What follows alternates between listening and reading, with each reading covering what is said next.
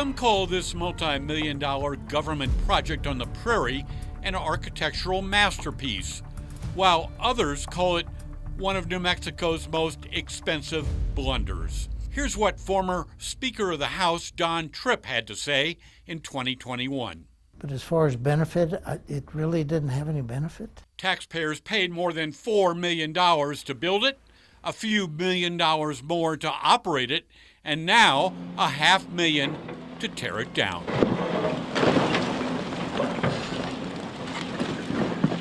Welcome to the El Camino Real Heritage Center, a history museum dedicated to the Royal Road of the Interior. Established by Spanish conquistadors, the historic byway extended from Mexico City to north of Santa Fe. Armed with $4 million from the state legislature and the Bureau of Land Management, consultants were hired to find the best place to build the new museum. After studying various locations, they chose a remote spot on the prairie 37 miles south of Socorro. The experts said, build here and the museum will draw 100,000 visitors a year, bring in $10 million to the region, and create 174 new jobs. At the time, no one raised a red flag about putting a tourist attraction in an out-of-the-way location. It was only after construction was complete that state officials learned the so-called experts were dead wrong.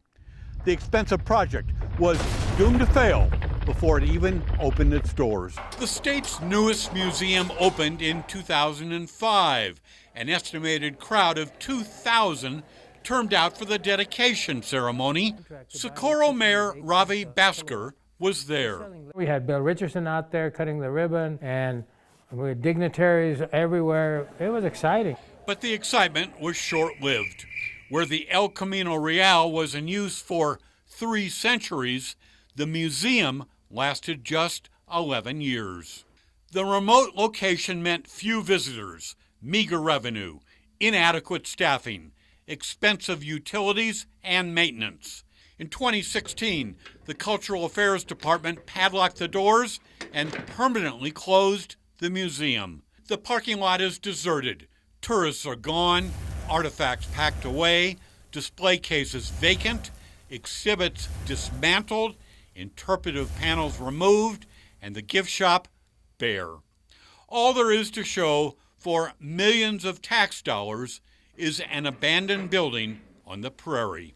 11 years is disgraceful. There was a real failure on this particular project. The late State Senator John Arthur Smith met with us in 2021. When the history of this project is written, what will it say? They're going to shake their head, and another example of government waste. So what do you do with a $4 million deserted building in the middle of nowhere? Well, time and vandals have taken a toll. The museum was closed in 2016, and then state officials abandoned the site. Because little effort was made to secure the empty building, it is no longer habitable. Copper wiring has been stolen. There is significant structural damage. There's mold, a rodent infestation, and no electricity or lights. Most of the HVAC, electrical, plumbing, water, and septic systems are either obsolete or inoperable. Faced with a $3.5 million repair bill, the Museum of New Mexico Board of Regents made the difficult decision last year to demolish the building. Dr. George Goldstein chairs the Board of Regents. From the perspective of New Mexico taxpayers, what does that building represent? A loss, a huge loss. When you look at that building today, what goes through your mind? What a complete waste of taxpayer dollars. State Legislator Gail Armstrong represents House District 49, which includes the museum site. What did taxpayers get for the $4 million investment? Nothing. It just cost them a ton of money. Nothing. This week, a state-hired demolition team began the difficult task of tearing down the museum complex. Tons of concrete, steel, and glass will be hauled away. The parking lot and nearby caretaker's house will also be ripped out. The prairie will be graded, reseeded with native plants, and returned to the Bureau of Land Management in restored, pristine condition. The demolition project is expected to take 4 months. Soon, the El Camino Real International Heritage Center will be just a bitter memory. All clues to the existence of a pricey government blunder will have disappeared.